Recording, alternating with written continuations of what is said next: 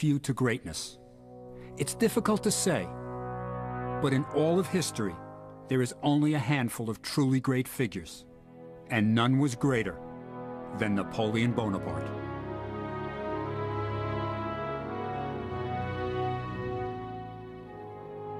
This is the tomb of the most famous ruler in the world, one of the most interesting and complex men who ever lived, and one of my favorite people.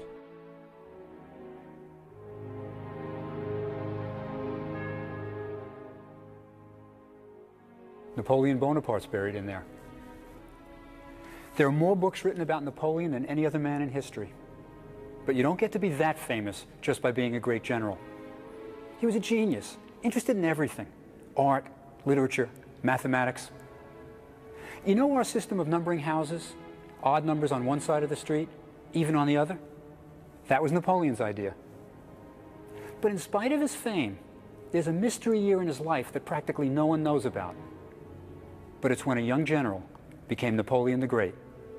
It was a year that changed the world.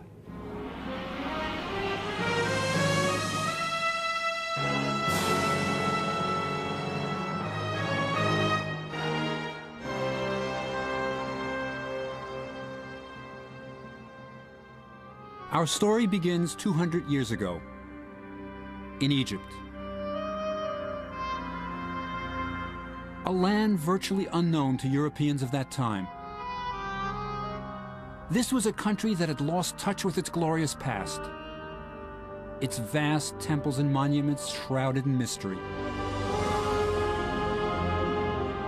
Its ancient writings indecipherable.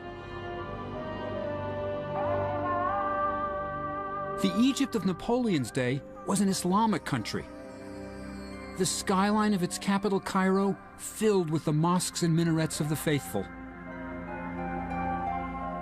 Bonaparte was only 29 and had just amazed the world with his military victories in Italy.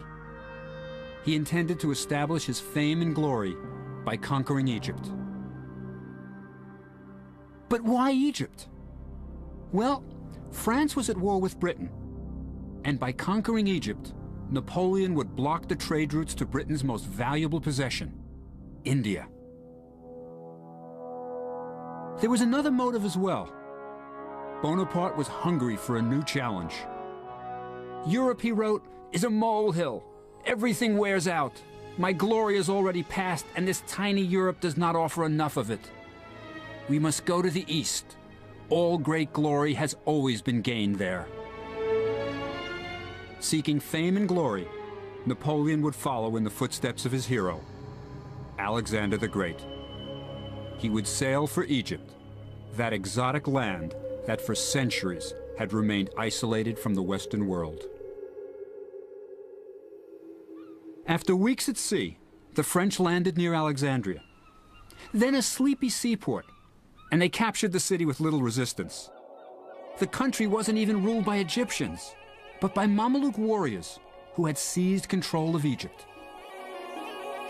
In the 13th century, the Egyptian Sultan bought 12,000 young slave boys, Mamluks, from the Caucasus Mountains near Armenia, and trained them for an elite fighting corps.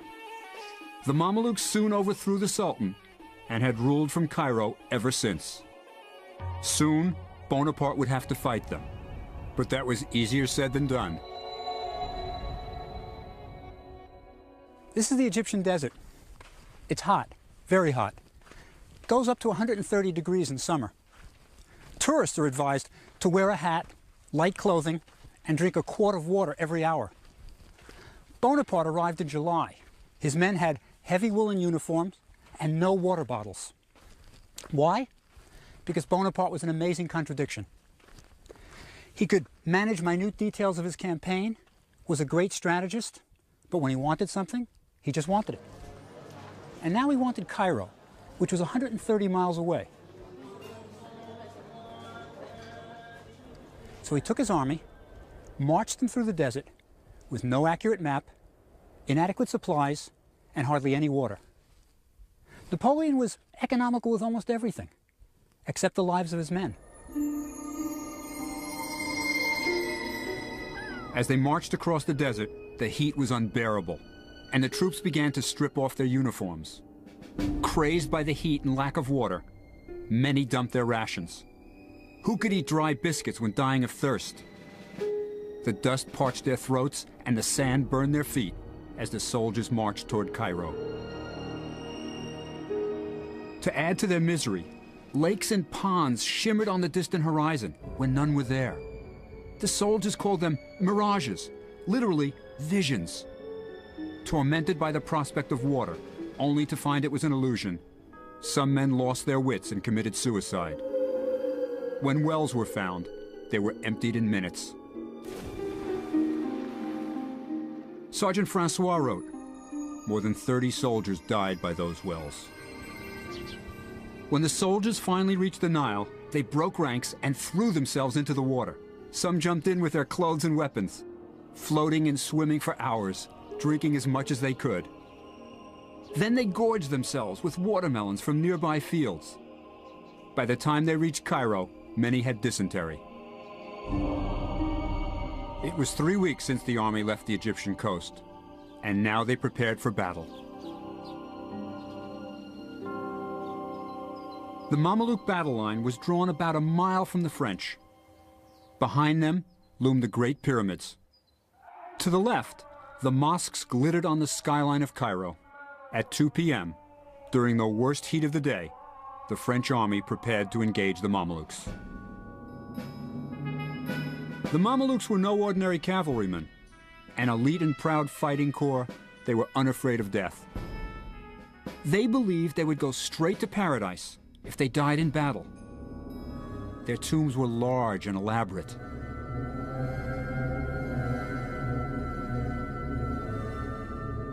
Bonaparte ordered his divisions to arrange themselves into the well-known square formation. Rifles at the outside, baggage and cavalry inside, and the artillery at the outer corners.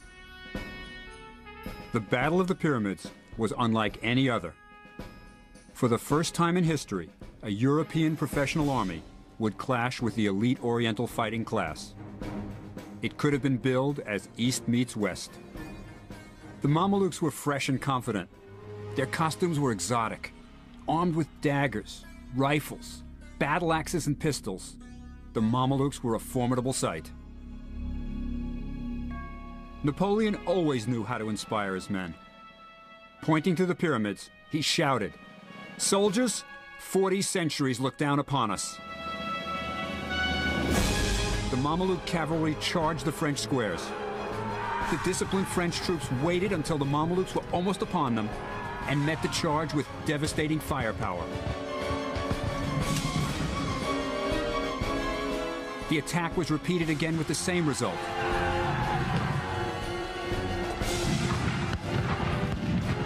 Mamluk corpses littered the battlefield. To the victor belongs the spoils, and the French were determined to collect. From the fallen Mamluks, they stripped the jewels, gold, silver, and gathered up the fine weapons. This was their reward for all their suffering. Things were looking up. Bonaparte had conquered Egypt. Let me tell you a neat detail about the Battle of the Pyramids. It was fought here, at Mbaba, in a melon patch. The pyramids are over there. Look at them. They're miles away. You see, Napoleon was concerned about how he'd go down in history. So he always gave his battles dramatic names. Battle of Mbaba, not so catchy. Battle of the Melon Patch, that's worse. So history knows it as the Battle of the Pyramids. Bonaparte had captured Cairo, and his officers happily moved into the palaces vacated by the retreating Mamluks, sometimes even inheriting their harems. But in a sense, the Cairo of 200 years ago was two cities. There was the Cairo of the masses, teeming with bustling bazaars that offered exotic products of every kind, from frankincense and myrrh to fezzes. Craftsmen made baskets, rugs, pottery. The French soldiers were fascinated by the covered markets and traded buttons from their uniforms for goods. Besides the strange and wonderful wares of the bazaar, there was the exotic slave market, where for a month's wages you could buy a slave girl.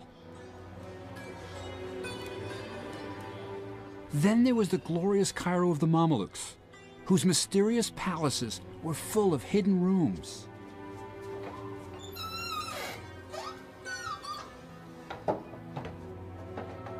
Where cloistered ladies of the harem peered from behind screens, watching the men talking and eating.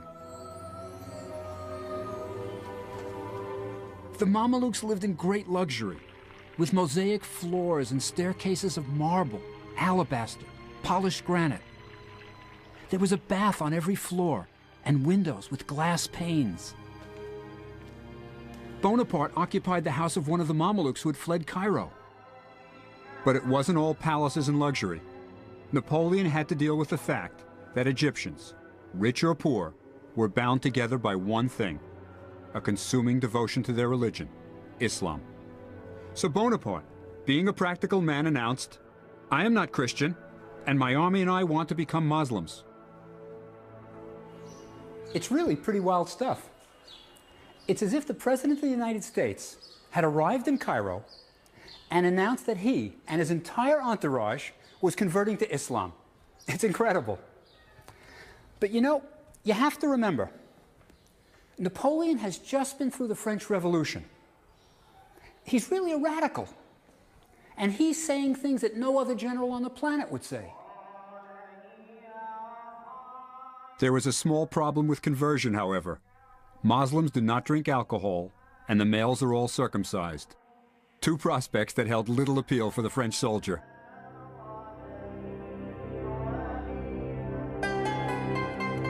As the army settled in Cairo, Bonaparte must have been pleased.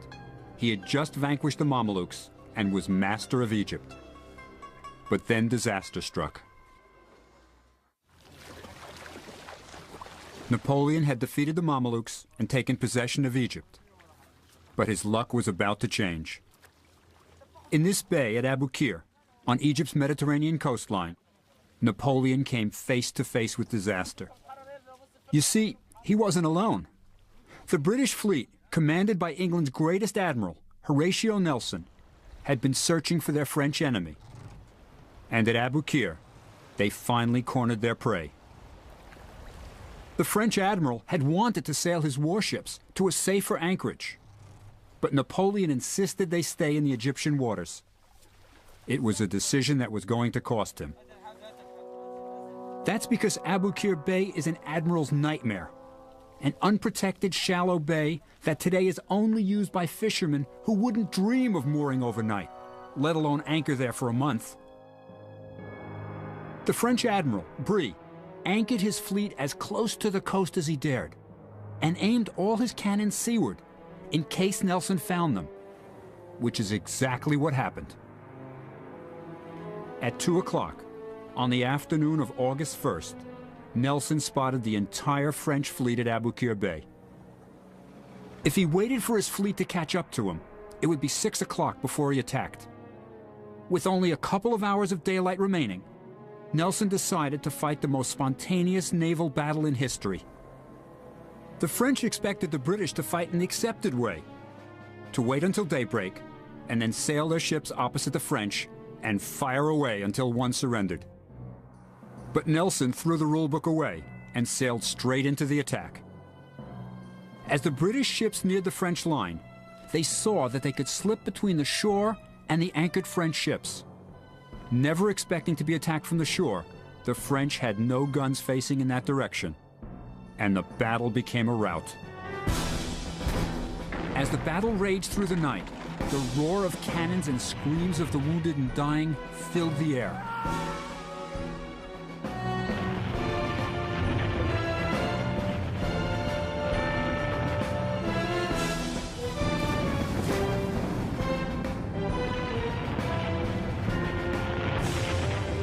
The L'Orient, the largest ship in the world with 120 cannons, was about to perish.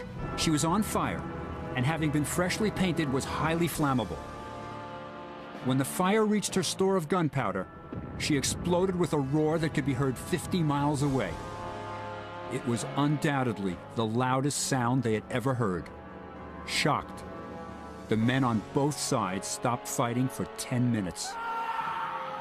When the battle was over, Nelson declared, Victory is not a name strong enough for such a scene. It was the most decisive battle in naval history, Napoleon's Pearl Harbor. Nelson was a Navy man and had no intention of fighting on land. He had destroyed Bonaparte's warships, and it would be difficult for the French to get supplies or reinforcements from France. He dryly commented, "Their army is in a scrape and will not get out of it." And he sailed away, leaving the French stranded in Egypt.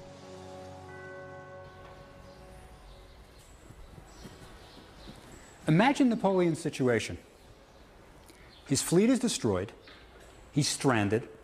He can't get supplies or troops from France. It's a military disaster. What's he going to do?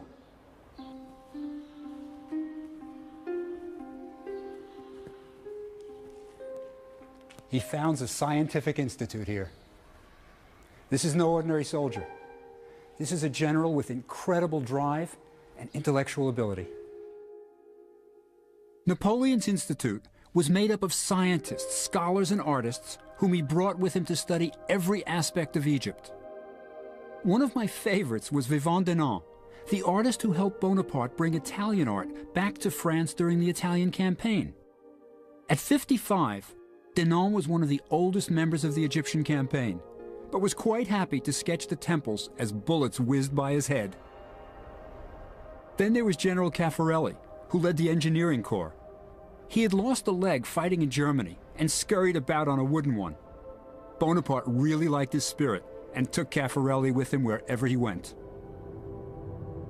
At the first session of the Institute, Bonaparte, the vice president, suggested research topics for the scientists, such as, how can the bread be improved? He is a Frenchman. Are the raw materials for gunpowder available in Egypt? He is a soldier. How can we improve the legal system of Egypt? He's a thinker, too. The scientists were free to investigate topics of their own, and even the most timid was more eager to explore the pyramids than to study bread ovens. With the Institute formed, Bonaparte was now ready for his tour of the pyramids. And like every other tourist, he was probably shown a mummy.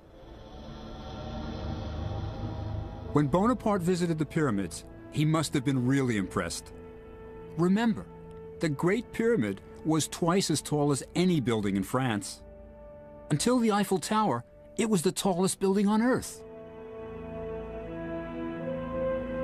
Napoleon urged some of his soldiers to climb the Great Pyramid, but he remained at the base. He had a sharp mathematical mind and calculated that there were enough stones in the three large pyramids to build a wall 9 feet high and 3 feet thick around France. Then, accompanied by religious leaders of Cairo, he entered the Great Pyramid. They came in through an entrance made by tomb robbers centuries before them.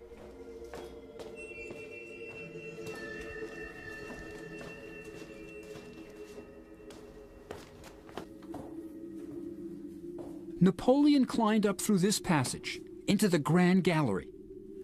It would have been lit by torches. As he climbed higher and higher, he must have wondered what he was going to see. Then he entered the burial chamber of the pharaoh. When Bonaparte came in here with his entourage, it looked pretty much like today. Just a stone sarcophagus. The rest had been robbed thousands of years ago. Then he did the unexpected. He asked to be left alone in the king's chamber.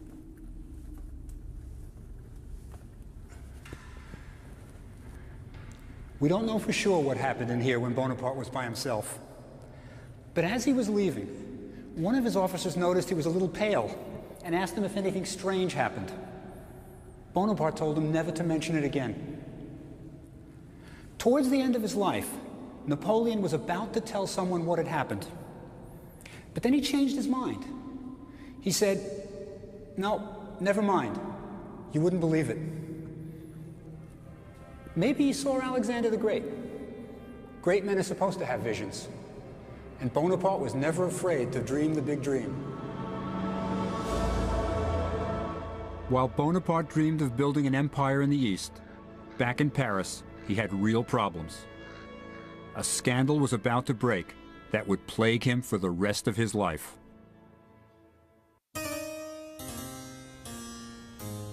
Before leaving France for Egypt, Napoleon had married Josephine, an older widow with a scandalous reputation.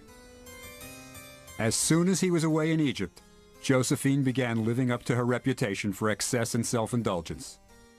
She spent her husband's money as if there was no end to it, and bought Malmaison, a chateau on the outskirts of Paris, which she lavishly furnished. She was indiscreet, running around Paris with a series of stylish young men. People began to talk. Napoleon chose to ignore the letters telling him of her infidelities and to dismiss the obvious. Napoleon really understood men. He could get them to do anything for him. But when it came to women, he didn't have a clue.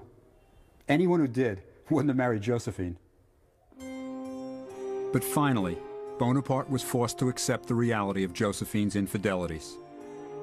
Distressed by the knowledge of Josephine's trysts, Napoleon soon found solace in the arms of Pauline Faure, the 20-year-old wife of one of his lieutenants. Lieutenant Faure was quickly sent on a fool's errand to Paris, and Pauline moved into a mansion next to Napoleon's. While the affair flourished, the Scientific Institute began their study of Egypt.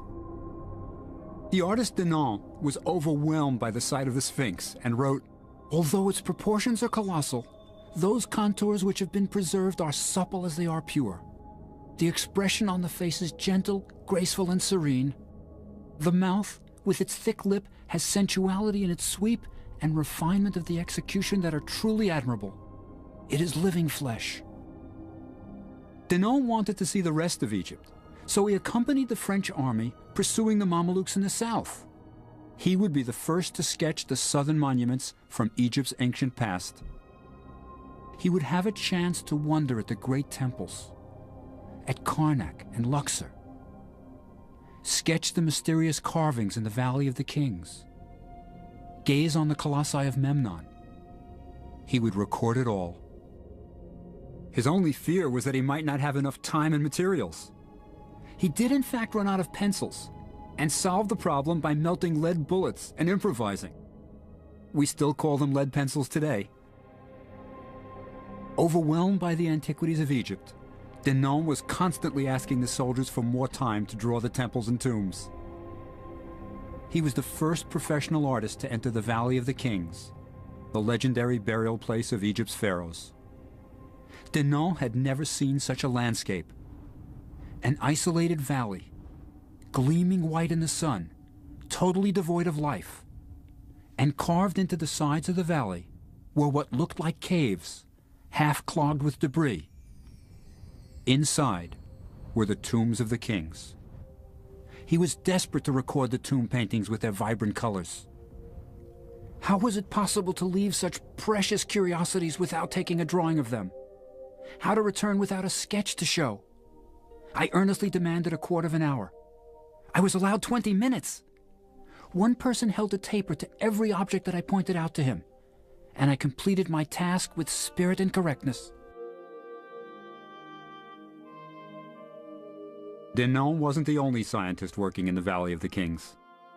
Two of the youngest members of the Institute, René Devilliers and Prosper Jollois, were having the time of their lives.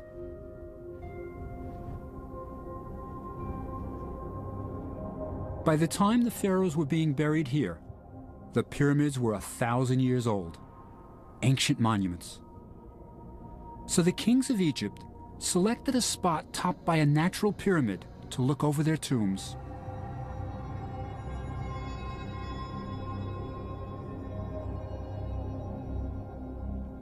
The two young engineers, in high spirits and seeking adventure, climbed out of the Valley of the Kings into a second valley that held no known tombs. They discovered one.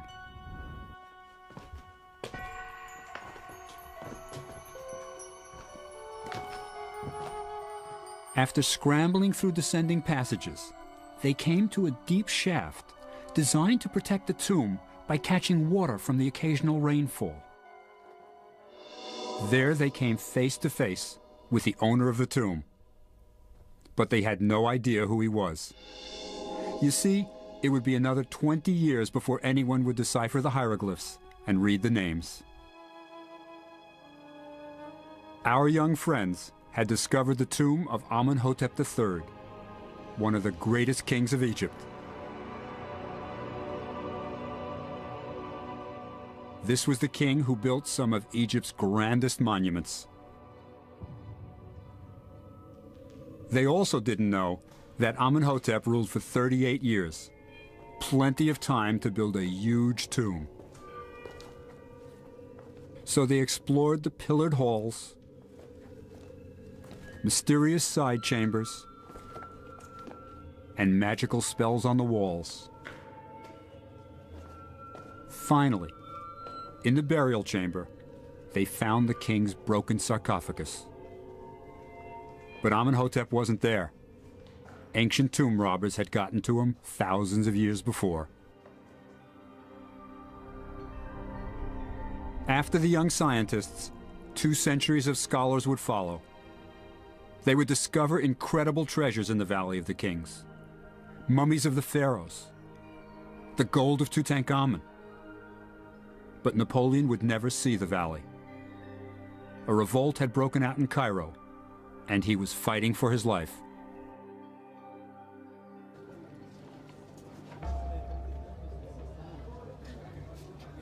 The Cairo coffee houses, just as today, were where Egyptians gathered to smoke and drink strong Turkish coffee. Don't ask for latte here. The talk was inevitably of politics and the French invasion, but the whispers were of revolt. Bonaparte's hold on the city was slipping. All along, Bonaparte tried to convince the Egyptians that he was really a fellow Muslim, their friend and liberator. They never really believed him. Besides, he was taxing them to death to support his army. There were other problems, too. An Arab writer of the time noted, "The presence of the French in Cairo was intolerable, especially when the Egyptians saw their wives and daughters walking the streets unveiled and appearing to be the property of the French, with whom they were seen in public and with whom they cohabited. Before these facts, Muslims died of shame." The makings of a revolt were beginning to bubble. From their pulpits, the religious leaders of Cairo preached against the French infidels, and on October 21st, all hell broke loose. One of the religious leaders cried, "Let all those who believe there is but one God take themselves to the Mosque of Al-Azhar. Today is the day we fight the infidel." By 6 in the morning, faithful Muslims were running through the crowded Cairo streets with sticks and muskets.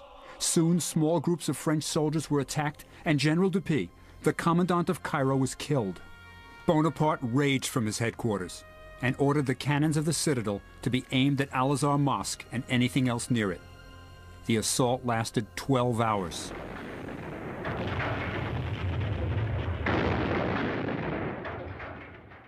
One Arab account says this bombardment was so terrible that people ran into the streets to hide in holes.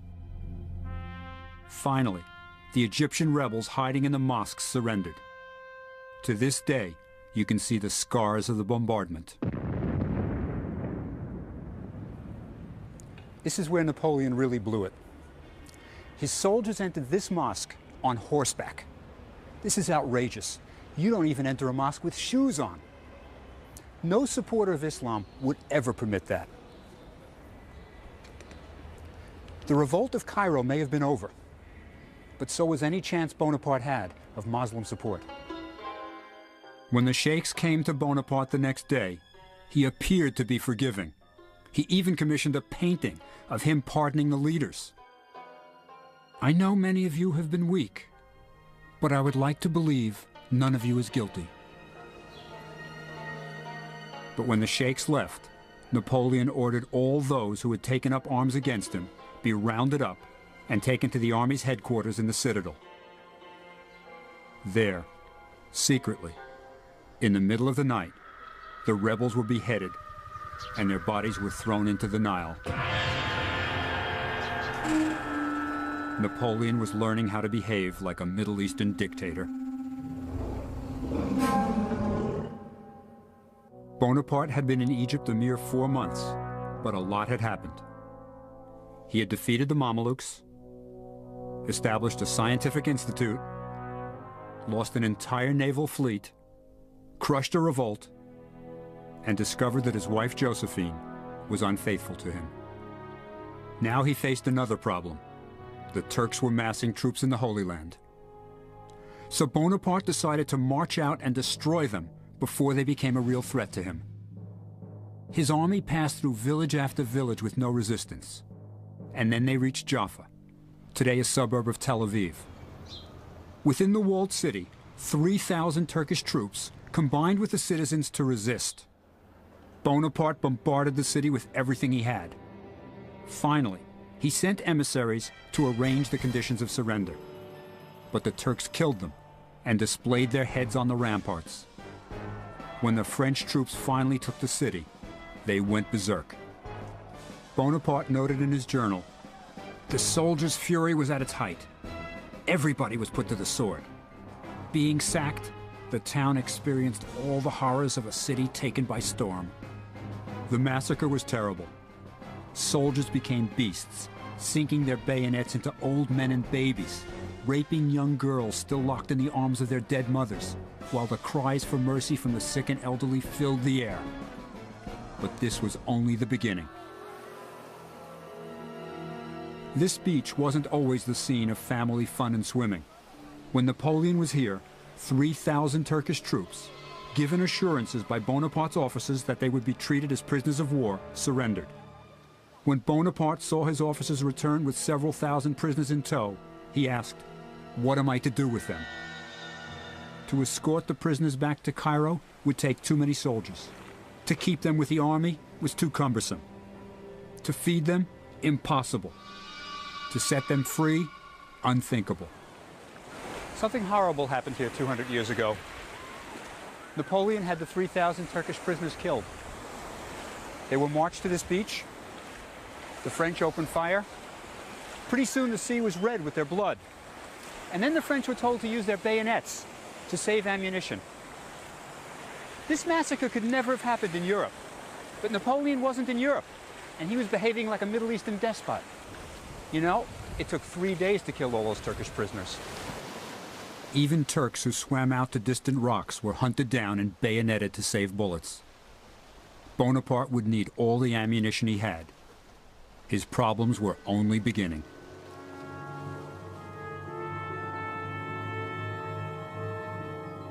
When Napoleon entered the Holy Land, the plague was raging and dozens of his men were dying every day. To ease the suffering of his troops, Napoleon opened a hospital in Jaffa that was soon overflowing with victims. Everyone was terrified of the plague. For centuries, the disease had decimated entire countries. It seemed to come from nowhere, and no one knew its cause. What people did know was that it was a horrible death that began with fever and huge pustules covering the entire body. As the fever raged, the victims' tongues would swell, and their thirst became unbearable. The plague was killing dozens of men every day, but even worse than the loss of men, it was demoralizing Napoleon's army. Soldiers were afraid to assist their stricken comrades. Bonaparte had to stop the panic. So he declares that fear is the cause of the plague, and courage the cure.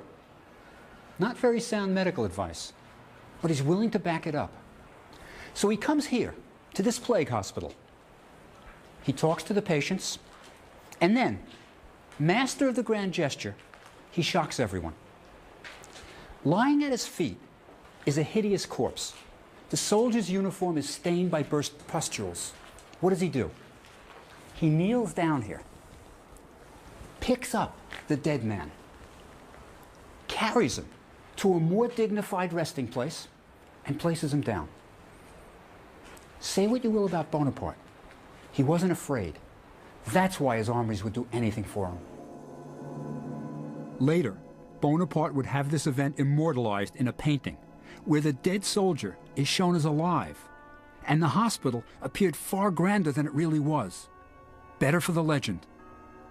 As horrible as it was, the plague was not the fiercest of Bonaparte's opponents. That was yet to come.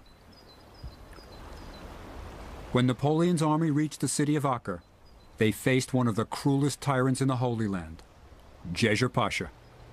Djezzar was called the Butcher because most of his servants were missing an ear or an eye, the punishment for making a mistake.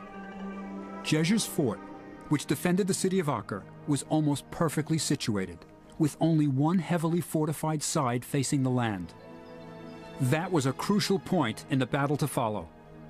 You see, there are two basic tactics if the enemy is protected in a fort. A, set up your camp around the fort and starve him out. B, storm the fort. But Bonaparte couldn't starve him out. The enemy English fleet sailed up to the fort and supplied Djezzar Pasha with all the provisions he needed. That leaves Plan B, storm the fort. But there was a problem here too. The fort was very well protected, with some of the newest and largest cannon in the whole Middle East. Napoleon had lost all his heavy artillery to the British Navy. And to attack a fort like this, without heavy weapons on your side, is military suicide. Any other general would have given up. So what did Napoleon do? He attacked the fort. Like I've said, he's 29 years old, and he's never lost a major battle. But the assault would be extremely difficult. The British had placed cannons on a small island just offshore to protect the fort's most vulnerable area, the city's main gate. Napoleon's one-legged Caffarelli realized they would have to attack the area of the fort furthest away from the British gunships. So he chose to attack a corner tower. Once it was breached, the French could storm the fort, but to get to it, they would have to cross a moat. Caffarelli stomped around supervising the operation. The French were camped a quarter of a mile from the moat, so an engineer was sent to scout it, but he was killed by a sniper. So Bonaparte didn't have the details of its depth and construction. All they could see was a gradual slope from the top towards the bottom. When the men finally charged, they discovered the slope into the moat ended abruptly and was followed by a sheer drop of 20 feet. The French frantically tried to construct ladders to climb into the moat and then scale the other side, but it was impossible. As Djezzar's men fired on them, the moat became a death trap.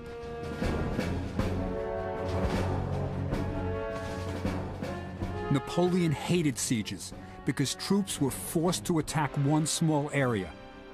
He liked battles involving open troop movements, where his genius as a strategist could come into play. This was not his game. Now Bonaparte was running out of ammunition. So he printed a special order of the day, encouraging his men to sneak onto the battlefield and retrieve cannonballs. Each man was paid according to the size of the cannonball he brought back. Some enterprising soldiers built a mock fortification on the beach, hoping Djezzar or the British would fire some large ones at it, because it was easier to dig cannonballs out of the sand. And they were paid twice as much for the big ones. The soldiers could certainly use the extra money. They hadn't seen their regular pay in months. In spite of Bonaparte's efforts, Acre wouldn't fall, and the word arrived that more Turkish troops were preparing to invade Egypt. Napoleon had to fold his tent and sneak out in the middle of the night. He had just experienced his first major defeat in battle. But you would never know it from the message he sent back to Cairo. I have razed Djezzar's palace and the ramparts of Acre, and I have bombarded the city in such a manner that not one stone remains in place. Now that's damage control. You can still see the fort standing on the Israeli coast today.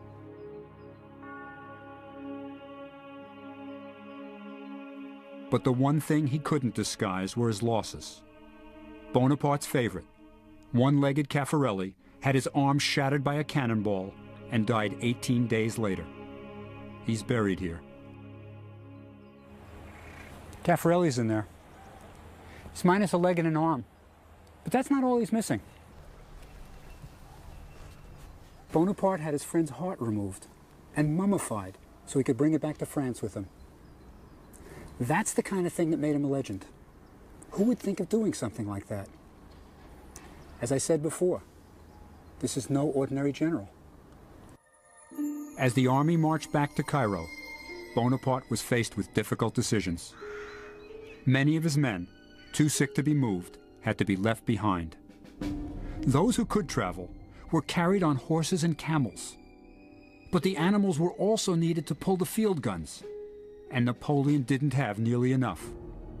When they reached the city of Tentura, 22 cannons were dumped into the sea, freeing more horses and camels to carry the wounded. The surgeon Larrey devised a camel ambulance. Bonaparte walked. As the men marched back through Jaffa, where Bonaparte had massacred the Turkish soldiers, he had yet more tough decisions. His soldiers in the plague hospital were too sick to be moved, and the Turks were closing in. Today, the picturesque Armenian monastery that once housed so much suffering is in sad decay. But standing here, one can imagine the screams of delirious men awaiting death. And in these rooms, a moral drama played out 200 years ago. Bonaparte ordered the remaining French plague patients to be poisoned rather than leave them to be tortured by Jeger's men. The poison was administered by the army's chief pharmacist, who deliberately gave the patients a small dose, and some recovered to tell the tale. Later, Bonaparte insisted that the poison was left at the patients' bedsides so they could take it voluntarily in order to avoid falling into the hands of the enemy. When Bonaparte finally neared Cairo, he called a halt. He had a plan. The wounded were left in villages outside the city. The healthy were formed into ranks, captured flags were carried in the front, and a band played, and the army entered Cairo triumphantly through the Bab el Nasser, the Gate of Victory. Not only did he enter through the Gate of Victory, he renamed its towers after his countrymen. You can still see the inscriptions. Bonaparte was a hero. At least that was his version. In his heart, he knew the Egyptian campaign was lost, but he was far from finished. Napoleon realized his Egyptian campaign was lost. He had been soundly defeated at Acre, was losing hundreds of men every day to the plague, and had no way of getting reinforcements. Well, if his glory didn't lie in Egypt, perhaps it awaited him back in Europe. He summoned his next-in-command, General Kléber, to the fort at Rosetta, but it was an appointment Bonaparte had no intention of keeping. As Kléber made his way to the fort, Napoleon was miles away on the Alexandria coast, boarding a ship.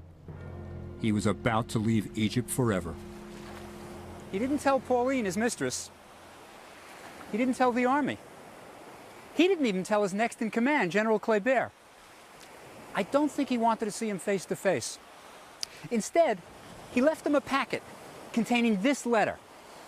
It's got some really interesting insights into Bonaparte. Look over here.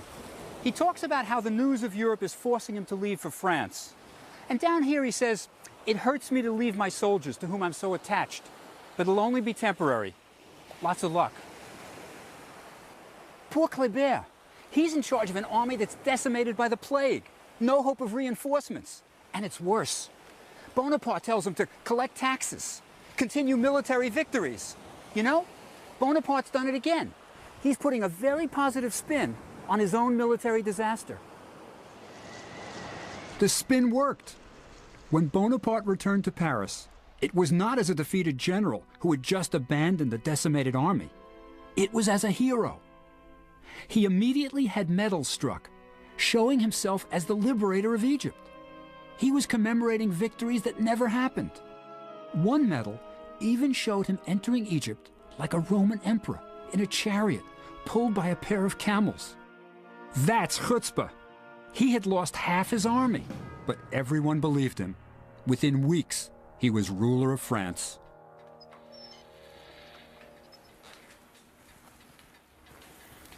Well, as I said before, Napoleon knew how to spin his own legend, but he sure didn't know much about women.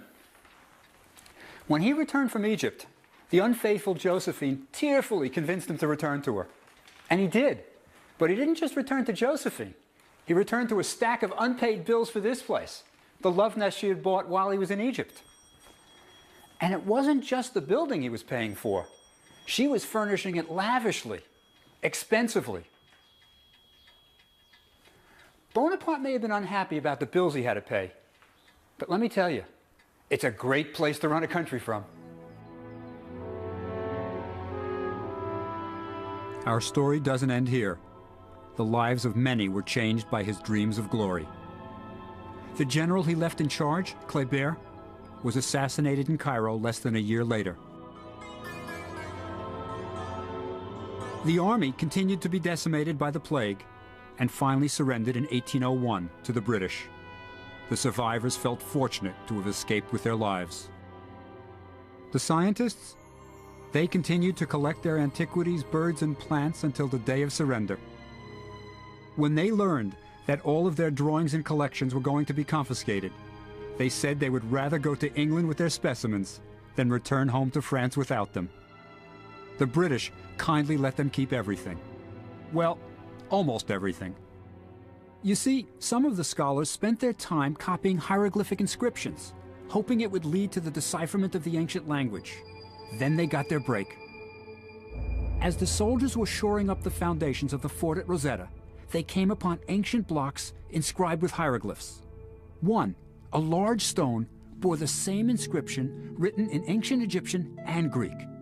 They knew they had stumbled upon something very important.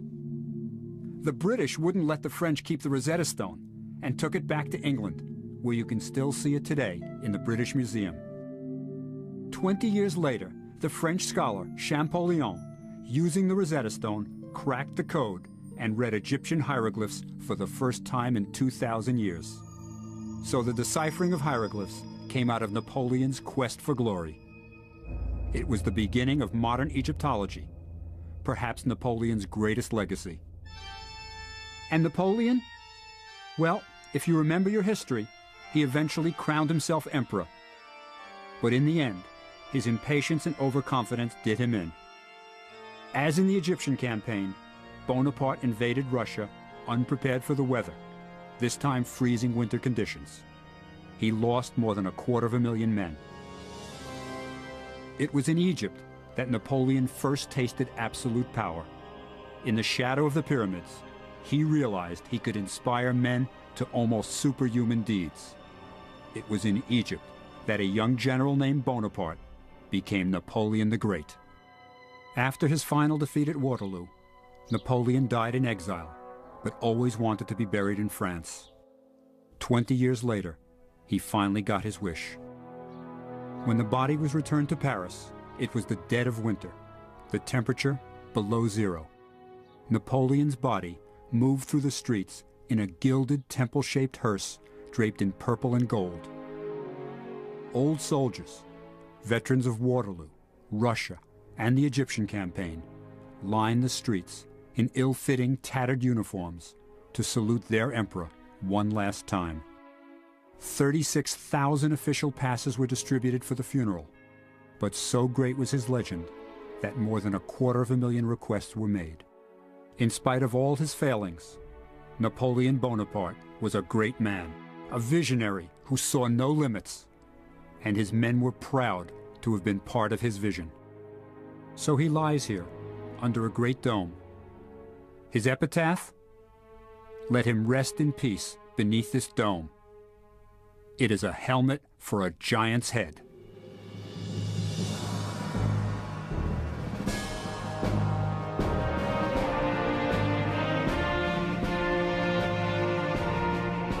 Few to greatness.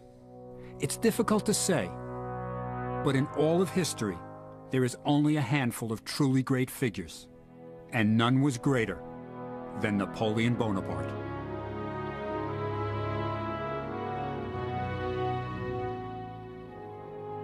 This is the tomb of the most famous ruler in the world, one of the most interesting and complex men who ever lived. and one of my favorite people.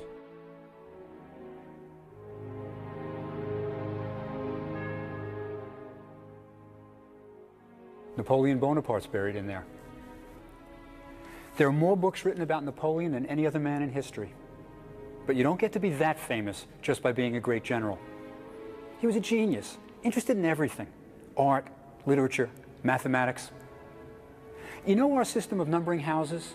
Odd numbers on one side of the street, even on the other? That was Napoleon's idea. But in spite of his fame, there's a mystery year in his life that practically no one knows about. But it's when a young general became Napoleon the Great. It was a year that changed the world.